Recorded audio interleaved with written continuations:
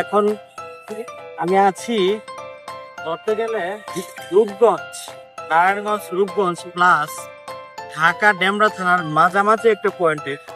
আমি যে জায়গাটা দাঁড়িয়ে আছি আমার পাশে সেই নদীটা নাম সম্ভবত ধলেশ্বরী বা কিছু একটা হবে, আমি আসলে শিওর না।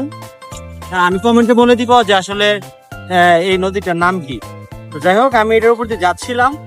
আমি যেখানে আছি ওই পাশটা নদীর ওই পাশটা হচ্ছে ঢাকা জেলা, ঢাকা ডেমরা থানা। ডেমরা থানা এরিয়া হচ্ছে ঢাকা ডেমরা। যখন ওই ব্রিজটা পার হয়ে যাবো, ব্রিজের ঠিক এই পাশটা, আমরা যখন এই পাশে চলে আসি, ব্রিজের ঠিক এই পাশটা হচ্ছে নারায়ণগঞ্জ জেলা রূপগঞ্জ থানা।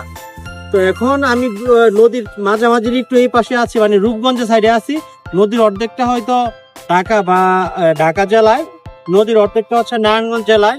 তো ঢাকা ডেমরা দিয়ে, ডেমরা থানা ঢাকা জেলা দিয়ে এই ব্রিজটা পার হয়ে আমি এখন যাচ্ছি রূপগঞ্জের দিকে, রূপগঞ্জ নারায়ণগঞ্জের দিকে। আমার আজকে গন্তব্য হচ্ছে ঢাকা পূর্বাচল কাঞ্চন ব্রিজ। এখানে আজকের এই পরিবেশটা, ওয়েদারটা খুব সুন্দর, চমৎকার।